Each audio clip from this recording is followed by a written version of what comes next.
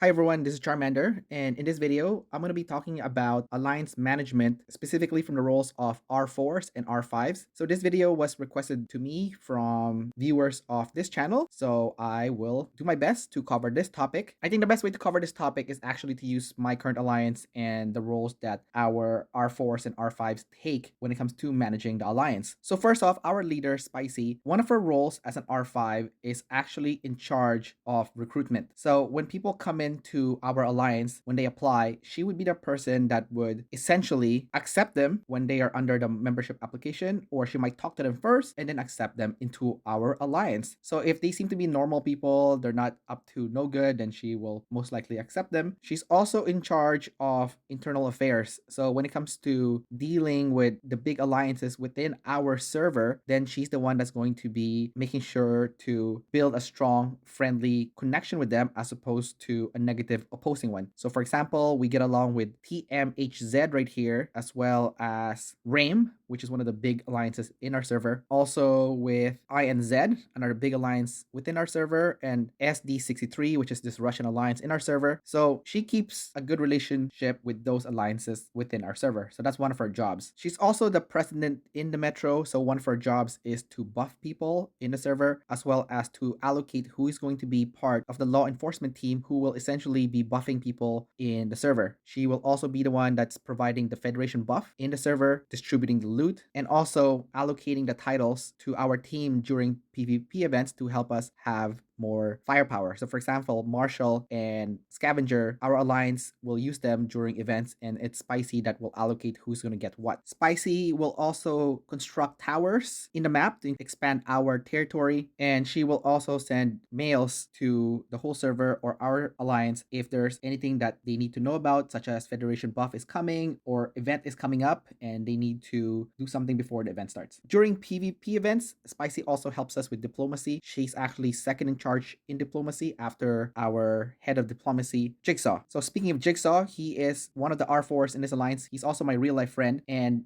Jigsaw is one of the members in this alliance that also has access to R5. So basically in this alliance, there's only 3 individuals that has access to R5, and that's going to be Jigsaw and myself. So we are, you could say, second in command after Spicy, who is the leader of this alliance. So Jigsaw's main role is actually head of diplomacy. So during PvP events, Jigsaw is the one that's going to reach out to other alliances and make sure we get the right ally, and he will also do the negotiation. So for example, if it's Genesis War, then he's going to negotiate, okay, who's going to get the science hub in the middle? Or if it's Island Raid, okay, who gets possession of the ruin in the middle, like Tower 8, for example. So he's the one that's going to be doing the negotiations with other alliances and terms and condition of that alliance. Other thing that Jigsaw will also do is he is also the second in command for War General. So if I'm not in the event itself, then he's the one that's going to coordinate the event and what's going to happen in the battle itself. He also helps with recruitment, specifically with T6 recruitments. So if we're recruiting a player that is higher in might, then Jigsaw is the one that's going to be speaking with them and really trying to get to know them before accepting them in, as a T6 player can cause more damage to an alliance than someone that's T5 and T4. So if a high might T6 player wants to join us, then Jigsaw will talk to them, make sure that they're the right fit before we accept them in our alliance. And finally, Jigsaw will also help with building alliance centers. So those are some of the roles that he personally does as the head of diplomacy for the alliance. But as you can see, he also does other stuff when the other R4s are not online. Next, there is myself. I am the war general of the alliance. And what the war general does is they coordinate the war event itself. So I will be the one that will be going on the map and setting flags on where to attack or where to garrison and where the field fighters should position themselves. I'm also communicating before the event what our general battle plan is. Of course, it's open to change as the battle landscape changes. So basically, that is the main role that I have within the alliance. I also manage the alliance tech because it's directly tied to war. So anything war related, I'm going to be in charge. So I do manage the alliance tech, and I do focus it on our alliance playstyle to best suit our playstyle and help us win events. When I'm not online, Spicy and Jigsaw will also manage the alliance tech. If Jigsaw and Spicy is busy, I also help with recruitment, and I also help with the alliance vault. So So essentially, I am also the accountant for the alliance, and mainly because I see who's doing what during PvP events, being the war general, so I can get a good grasp on who contributed the most and who deserves to get a share of the gold after the PvP event ends. So for some alliance, one person will do this role and this is the only thing they do. Unfortunately for me, I have several roles, and that's why we are definitely looking to recruit in our alliance so that we can spread out the responsibility to more individuals. That way, not one R4 gets burnt out managing everything within the alliance. I also manage small events like Back Alley Doctor, which I'm hoping that we get some new R4s within our team that can manage smaller events like the Back Alley Doctor, for example, or in PvP events, they can take care of the Chainsaw Zombies in Genesis War and the Chainsaw Zombies in Archipelago Raid. So smaller things like that, someone can hopefully take over for me, as I have so much responsibility within this alliance that I need to spread out the responsibility to other potential R4s in the future. Next, we have Dabin. So Dabin here, he is in charge of Pompeii registration. So I used to do this, but I got burnt out because I was doing so many things. So we added him to our R4 team, and he's been doing an overall good job when it comes to Pompeii registration. So basically, under events, under recovery of Pompeii, he's gonna manage this. He's gonna get people to message him privately. So first, he will send an email telling people, hey, if you want to join Pompeii, send me a private message and I will register you. Afterwards, he will add you to this list to see if you want to register for Pompeii. And then the day of the event itself, he will send out a mail with the teams for Pompeii. So we have a team system in Pompeii where we have two teams that fight, one on the left side, one on the right side. And he's going to put who's going to be on which team and who's going to be the captain and vice captain on each side as well, so that we have an easy chain of command to follow when the Pompeii event happens. As you can see, it's actually done us quite well, because if you look at our battle log, you can see that we have 1, 2, 3, 4, 5, 6, 7, 8, 9, 10, 11 wins in a row in Pompeii. So clearly the two-team system is working for us, and hopefully we can maintain this winning streak for as long as we can. Now, if Dabin is not doing Pompeii, he also does the Tower One Troop thing to help the Alliance members get more coins. So something that he might do is he might go to the Alliance here, go under Territory, go under Alliance Watchtower, construct. So we have the max tower already constructed, so we can't make any more. But he will construct it here, and he'll get members to just send one troop just to help get coins for the members. Next, our other R4 is Hades here. So Hades has a very specific role that I don't think most Alliance do. So you could say this is an optional role, but I think it's a really good one. So Hades actually, during PvP events, when he can, he's gonna go to every rally in Garrison and he's gonna screenshot who's joining the rally in Garrison, and he compiles it, and we take a look at it after the event to see who's joining the rally in Garrison. Because as you can see, a lot of players in this game are selfish players who only do field battles to bolster the points, and they don't help move the needle in regards to helping the Alliance win an event. Essentially, the ones that really make a difference in regards to winning a big major event is those who join rallies and garrisons and also provide field support during major PvP events. If we have a player that doesn't join rally and garrison and they have a lot of points, but they don't even fight during the major war, they're doing it outside the war where they're like node knocking, or they're just doing friendly 1v1 PvP. So they're not essentially helping the Alliance win, they're just stat padding to boost up their points and kills. Then those players are not good players to really help the team, and those players do not deserve to get any merit chests or Alliance gold. So that is the role that Hades does. So basically, those are the roles that every Alliance will have in this game. Basically, you'll have a head of diplomacy, you'll have a war general, you'll have somebody that is in charge of recruitment and also communications, you'll have somebody that is in charge of Pompeii registration, someone in charge of leading events such as the Doctor event, and hopefully, if your Alliance is well developed, you would have several war generals that cover different time zones. So for now, we are okay because Jigsaw is in Canada. Normally, I live in Canada, but as of making this video, I am traveling and living in Asia, but I will be back in Canada by mid-March, in which case we will have a lack of war general presence in the Asia time zone as well as the Europe time zone. So that's something that we definitely have to keep in mind moving on to the future, is having multiple war generals cover multiple time zones. Anyways, that's about it for this video. Don't forget to like and subscribe, and I will see you next time. Bye-bye.